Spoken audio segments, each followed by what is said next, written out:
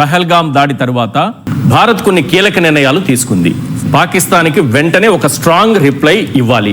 అందులో భాగంగా సింధు జలాల ఒప్పందాన్ని రద్దు చేస్తూ ఒక నిర్ణయం. ఈ సింధు జలాల ఒప్పందాన్ని రద్దు చేస్తూ మోడీ సర్కారు తీసుకున్నటువంటి నిర్ణయం పాకిస్తాన్ పైన ఎలాంటి ప్రభావం చూపుతుంది? అంటే ఇమీడియట్ గా పాకిస్తాన్ కూడా రిటాలియేటరీ మెజర్స్ అనౌన్స్ చేసింది. సిమ్లా ఒప్పందంతో సహా అన్ని ద్వైపాక్షిక ఒప్పందాలని మేము నిలిపివేస్తున్నామని ప్రకటించారు. మనం మే 1 లోగా పాకిస్తాన్ పౌరులు దేశం విడిచిపోవాలి. మనం అంటే ఏప్రిల్ 30 లోగా భారత పౌరులు వెళ్ళిపోవాలి రోజు ముందు. సో మనలాగానే డిప్లొమాసీ దౌత్య కార్యాలయాల్లో సిబ్బందిని తగ్గించారు. So SAARC visa exemption scheme ను తీసేశారు. సో ఇవన్నీ మనం ఒక అవుట్ పోస్ట్ ను క్లోజ్ చేస్తే వాళ్ళు వాగా బార్డర్ దగ్గర క్లోజ్ చేశారు.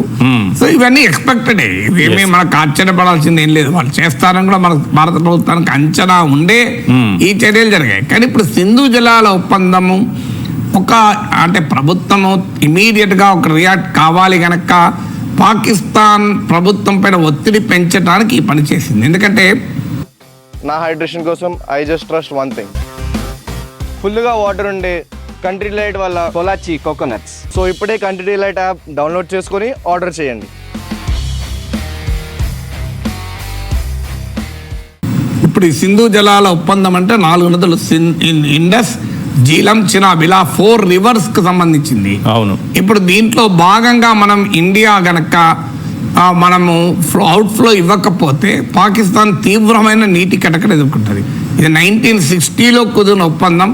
యుద్ధాలు వచ్చినా ఎన్ని జరిగినా ఈ ఒప్పందం ఎంతో కొంత నిలబడే కొన్ని ఛాలెంజెస్ వచ్చినా కూడా.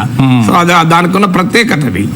ఇప్పుడు ఈ ఒప్పందాన్ని మన భారత ప్రభుత్వం నిలిపివేసింది గనక సీరియస్గా పాకిస్తాన్లో ఇబ్బందులు మొదలవుతాయి. ఇప్పుడు ఉదాహరణకు సింధు ప్రాంతంలో పాకిస్తాన్ పెద్ద ఎత్తున నిరసనలు జరుగుతున్నాయి. ఈ మధ్య ఒక మినిస్టర్ మన పాకిస్తాన్లో ఉన్న ఏకైక హిందూ మినిస్టర్ పై కూడా దాడి చేశారు.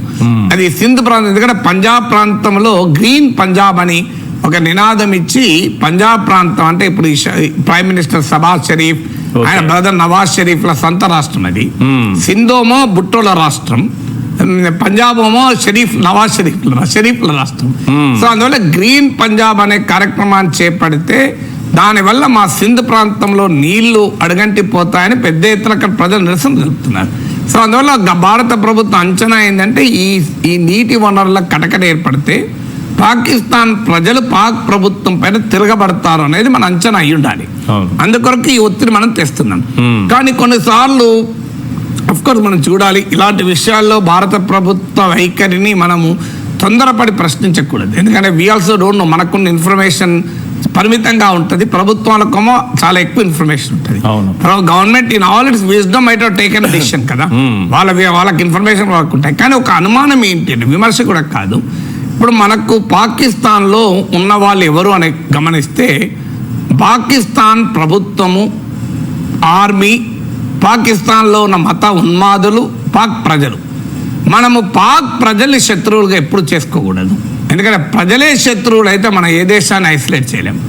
మనం చేయాల్సింది పాక్ ప్రజలను, పాక్ ప్రభుత్వ స్టేట్ అంటే ప్రభుత్వం కావచ్చు, ఆర్మీ కావచ్చు, లేదా ఆర్మీలోను ప్రభుత్వంలోనూ ఉన్న తీవ్రవాద ఛాందసవాద శక్తులు కావచ్చు, వాళ్ళను ప్రజలను మనం విడగొట్టాలి. అందువల్ల మన చర్యలు పాక్ ఆర్మీని ట్యాకిల్ చేయాలి, పాక్ ప్రభుత్వాన్ని ట్యాకిల్ చేయాలి, పాక్లో ఉన్న మత ఉన్మాద ఛాందసవాద జిహాదీ శక్తులను టార్గెట్ చేయాలి.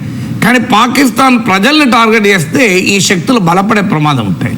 అంటే ఈ శక్తులు బలపడి చూడండి భారతదేశం మిమ్మల్ని ఎంత ఇబ్బంది పెడుతోంది, అందుకే మేము భారతదేశం పైన దాడి చేస్తున్నాం, అందుకే మేము భారతదేశాన్ని ఇబ్బందుల్లో పెడుతున్నాం అనే ఒక narrative Pakistan deep state, Pakistan రాజ్య వ్యవస్థ ప్రజల్లోకి పంపించే ప్రమాదం కూడా ఉంది.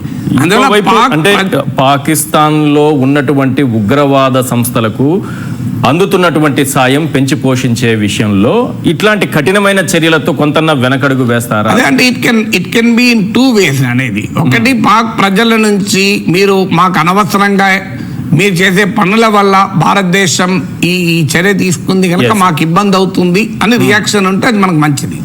అలా రియాక్షన్ ఉండక మన మీద వ్యతిరేకంగా పాక్ ప్రజల్ని అక్కడున్న శక్తులు రెచ్చగొట్టే ప్రమాదం ఉంటుంది.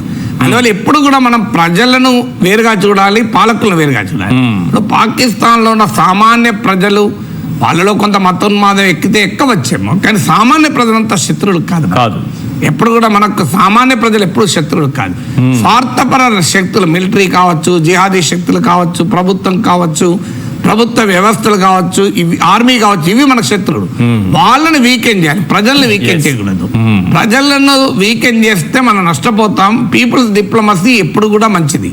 సో అందువల్ల చూడాలి ఏ రకంగా దీని పర్యవేక్షణలు ఉంటాయో మనం చూడాలి. ఈ ఒప్పందం రద్దయితే అటు సాగునీరు, తాగునీరు, విద్యుత్ వీటన్నిటిపైన ఎఫెక్ట్ ఉంటుంది కదా సార్? డెఫినెట్ ఎఫెక్ట్ ఉంటుంది. అందువల్ల దాన్ని ఏ రకంగా ప్రజల్లో రియాక్షన్ వస్తుంది అనేది మనం చూడాలి. బట్ జనరల్ ప్రిన్సిపల్ నేను చెప్పేది ఏంటంటే, పాక్ ప్రజల పైన ప్రభావం పడే చర్యల కన్నా పాక్ లో ఉన్న రాజ్య వ్యవస్థ పైన, అందులో ఉన్న పాలక వర్గాల పైన, ఆర్మీ పైన, గవర్నమెంట్ పైన చాలా ఎఫెక్ట్ పడేలా మన చర్యలుంటే ఎక్కువ ఉపయోగం. Yes sir.